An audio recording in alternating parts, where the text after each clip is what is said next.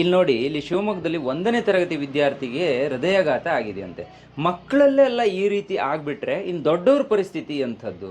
ಈಗ ಮಕ್ಕಳಿಗೆ ಕೊಡುವಂಥ ಫುಡ್ಡು ಸರಿ ಇಲ್ಲದೆ ಇರ್ಬೋದು, ಅಥವಾ ಅವರಿಗೆ ಕೊಡುವಂಥ ಚಾಕ್ಲೇಟ್ಸ್ಗಳು, ಅಥವಾ ಅವ್ರು ತಿನ್ನುವಂಥ ಕೆಲವೊಂದು ಪ್ರಾಡಕ್ಟ್ಗಳಿಂದನೇ ಅವರಿಗೆ ಕಫ ಬರುವಂಥದ್ದು ಅಥವಾ ಜ್ವರ ಬರುವಂಥದ್ದು ಹೀಗೆಲ್ಲ ಆಗ್ತಾ ಇದೆ. ಈ ಹೃದಯ ಹಾರ್ಟ್ ಅಟ್ಯಾಕ್ ಆಗಿದೆ ಅಂದರೆ ಅದು ಒಂದೇ ಕಾರಣ ಅಲ್ಲ, ಬೇರೆ ಬೇರೆ ಕಾರಣನೂ ಇರಬಹುದು. ಇಲ್ಲಿ ಮಕ್ಕಳಿಗೆ ಕಫ ನಿವಾರಕ ಅಂತ ಹೇಳಿ ಒಂದು ಪ್ರಾಡಕ್ಟ್ ಇದೆ, ಇದ್ರ ಬಗ್ಗೆನೇ ಒಂದು ಮಾಹಿತಿ ಕೊಡೋಣ ಅಂತಾನೆ ಈ ವಿಡಿಯೋ ಮಾಡಿದ್ದೀನಿ.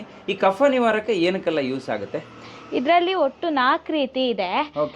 ಇದು ಒಂದಲ್ಲ 4 ಇದೆ. 4 ಇದೆ. ಇದು ಬಂದ್ಬಿಟ್ಟು ಸೀತೋಪಲಾದಿ ಅಂತ ಹೇಳಿ. ಈ ಸೀತೋಪಲಾದಿ ಚೂರ್ಣ ಏನಿದೆ, ಇದು ಈ ಕಫ ಗಟ್ಟಿ ಆಗಿರುತ್ತಲ್ಲ, ಇದನ್ನೆಲ್ಲ ಕರ್ಗಿಸ್ಲಿಕ್ಕೆ ಇದು ಹೆಲ್ಪ್ಫುಲ್ ಆಗಿದೆ. ಒಂದು ಮಕ್ಕಳಿಗಾದ್ರೆ 2 ಗ್ರಾಮ್ ಅಷ್ಟು ತಗೊಂಡು ಅದಕ್ಕೆ ಸ್ವಲ್ಪ ಶುದ್ಧ ಜೇನುತುಪ್ಪ, ಇದು ಈ ಜೇನುತುಪ್ಪನ ಮಿಕ್ಸ್ ಮಾಡಿ ಕೊಡುವಂಥದ್ದು. ಹೌದು.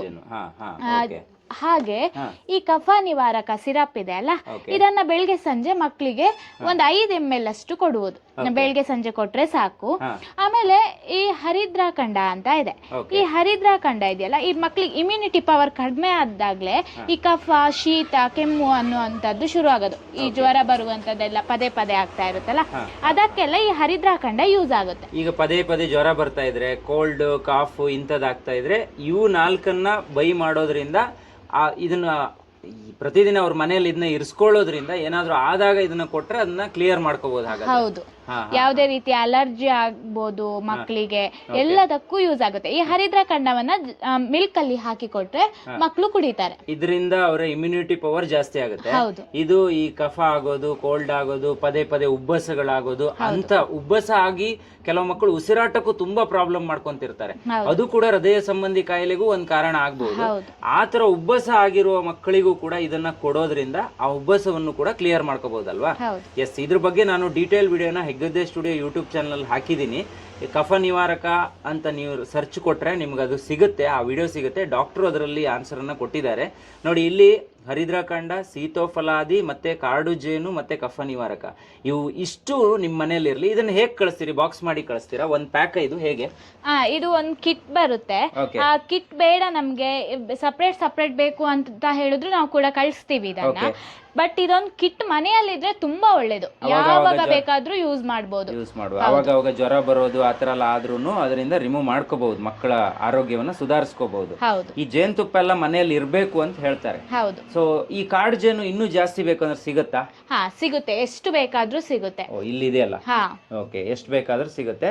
ಕಾಡಿನ ಪರಿಶುದ್ಧವಾದ ಜೇನಿದು. ಜೇನುತುಪ್ಪ ಮಕ್ಕಳಿಗೆ ಒಂದು ಒಳ್ಳೆ ಆರೋಗ್ಯವನ್ನು ಕೊಡುತ್ತೆ. ಯಾವಾಗಲೂ ನಮ್ಮ ಹಿರಿಯವರೆಲ್ಲ ಹೇಳ್ತಾರೆ, ಏನಾದರೂ ಇದ್ರೆ ಮಕ್ಕಳಿಗೆ ಒಂದು ಸ್ವಲ್ಪ ಜೇನುತುಪ್ಪದಲ್ಲಿ ಅದ್ದಿ ಕೊಡಿ, ಅದು ಆರೋಗ್ಯವನ್ನು ಚೆನ್ನಾಗಿಡುತ್ತೆ ಅಂತ. ಆ ಥರ ಜೇನುತುಪ್ಪ ಬೇಕು ಅಂದರೂ ಇಲ್ಲಿ ಸಿಗುತ್ತೆ. ಇಲ್ಲೊಂದೇನೋ ಇದೆಯಲ್ಲ, ಇದೇನಿದು? ಕಾಡಿಗೆನಾ? ಇದು ಬಂದ್ಬಿಟ್ಟು ಕಾಡ್ಗೆ. ಈ ಮಕ್ಕಳಿಗೆ ಯಾವ್ದ್ಯಾವ್ದೋ ಕೆಮಿಕಲ್ ಕಾಡ್ಗೆಗಳನ್ನೆಲ್ಲ ಯೂಸ್ ಮಾಡ್ತಾರಲ್ವಾ, ಅದ್ರ ಬದಲು ಈ ಕಾಡ್ಗೆಯನ್ನ ಯೂಸ್ ಮಾಡ್ಬೋದು.